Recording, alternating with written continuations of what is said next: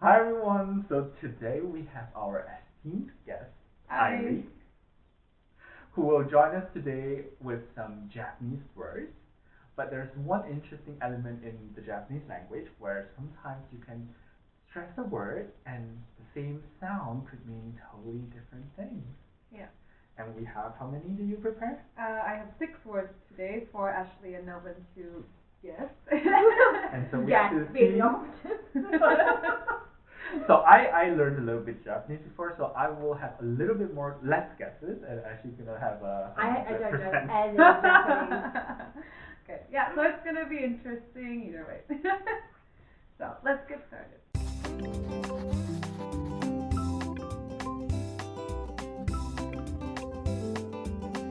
So the first word I have is Hashi. And notice that I put the stress here on the first syllable, Hashi. So I want now Nelvin and Ashley to guess whether this word means bridge or chopstick. Okay, that's my answer. Mrs. Okay, So I think it's chopstick.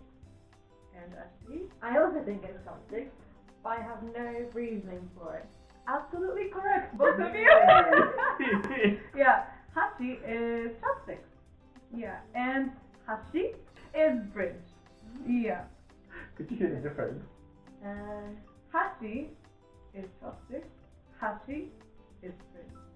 The emphasis on the second part? Yeah. Yeah, like the bridge is more neutral sounding, I would say. But the one for chopsticks, there's more emphasis on the bridge. The thing is, But it's like, I wouldn't But- know Yeah, the I know. difference if they were together. but the thing is, we are hearing it in a word. Imagine like it's in a sentence, and you have to figure out which one Yeah. is stressed. I Yeah. wouldn't be able to. Yeah, because Japanese is a very contextual language, I think. So a lot of the words sound the same, but only in context you kind of know what you're talking about. Second one is kami. And I put the stress on the first syllable here again, kami. And I want these two to guess if this means paper or God. I have my answer. I chose paper. I chose God. Ooh, Ashley, you're correct. I always thought Yeah. kami is the god. Kami is paper. Kami is paper. Ah. Kami is God. I mixed up the two. Oh, the Ashley's winning now. So yeah, there's actually one more word. So yeah, kami is There. also hair, but it sounds similar to kami, which is paper. So these two you can only differentiate really on based on context. Okay, Okay. ready for the third one? Sure. This is interesting. Next one is Kaki. So again, the stress is on the first syllable, Kaki. And now you can guess whether this word means persimmon, the fruit, or oyster. I'm tempted to go persimmon because of the German word. It's Yeah, me also too. kaki. But Yeah, that's really interesting. Right? I was really surprised when I came to Europe, and yeah, some of my friends were like, "Oh, we say kaki in our country too," and I'm like, "Really?" I think also in Polish or something. I'm not A sure. lot of Yeah. languages say uses kaki, It's really interesting Yeah. because I always thought it was Japanese, but now I don't know.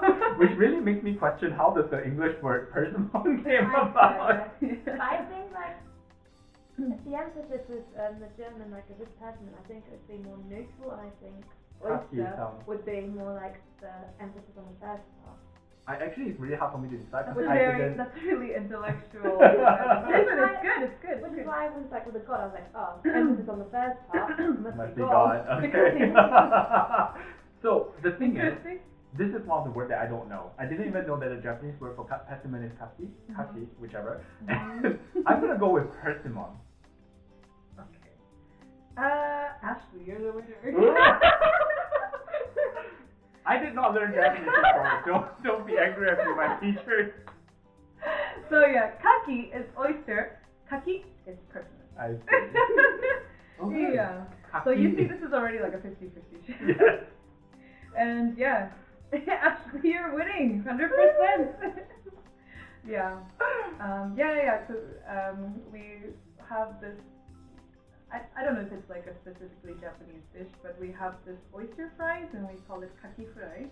And it's really popular. I mean, the raw version is also popular as well, but very common. I know.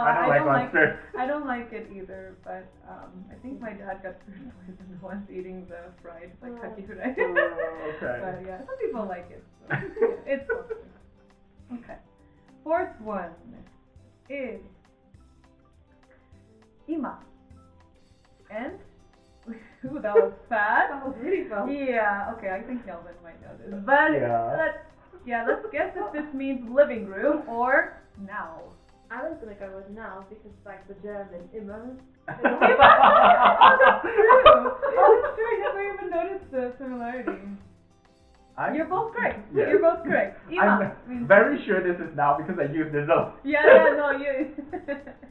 you do, yeah. So ima is now and ima is living room, like a living room. If you tell me ima is now, I'll be like, I question the Japanese I've learned over the years. Yeah. And next one is interesting because I think most foreigners have heard of one version of this word. Yeah. Okay. Yeah, and the next one is sake. So let's guess if this means alcohol or salmon. Ready? No. The easy ones are the ones that's really difficult. Which one is it that you said? Wait, no. Sake. No, I said sake. You Sorry. said sake. Okay. Yeah. I'm gonna Sake. And the other one? Sake. No, wait. I'm gonna give you. So sake and sake. So the one we're guessing is the first Sake. one. Sake. I'm choosing this. No, I'm going salmon.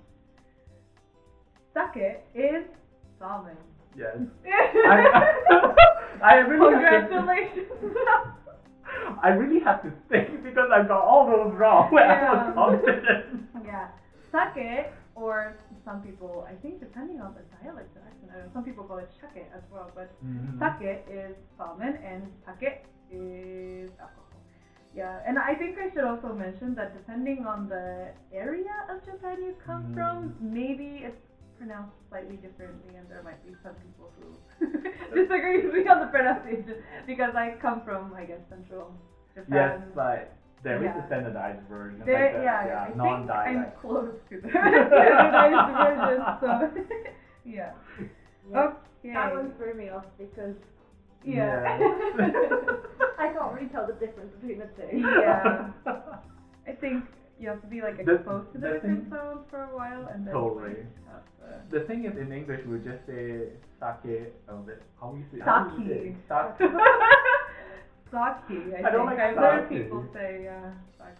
Sake. Yeah, or No, sake. sake. Yeah, or sake. Do you want to drink some sake? That's like putting on a British accent again, isn't it? Yeah. Okay. Yeah. Anyway, last one is also interesting. I don't know if you've heard of this one. I do, of course. Okay. Then hopefully you get it right. But I'm not confident. Okay, so last one is kaeru. And you can guess whether this means frog or to go home. I just lost my... Kaeru. Kaeru. I'm guessing. Kaeru. Yes, Nelvin needs to more. Kaeru. To go home. Yes! Yeah, you thought really hard about Yeah. it. Yeah. Kaeru is to go home. Kaeru is frog. I can't hear the difference. There's a third word actually that sounds similar to frog, kaeru, which also means to change. But I just didn't include it in the video because it's a bit complicated if you have three options with similar. I still can't hear the difference. The thing is, if you can read the word, it's very obvious which one Yeah, is because which. it has different characters. But Yes. obviously, if you just hear it in a conversation, and then it's purely dependent on the accent and the context. what word Definitely. is in the sentence. But I think I still did pretty well. No, Yes. I think you actually won. Yeah. I think you did. I think you have 4 versus my Yeah. 3. Yeah. Oh. Yeah, so really good, Ashley. So, how many did you get right?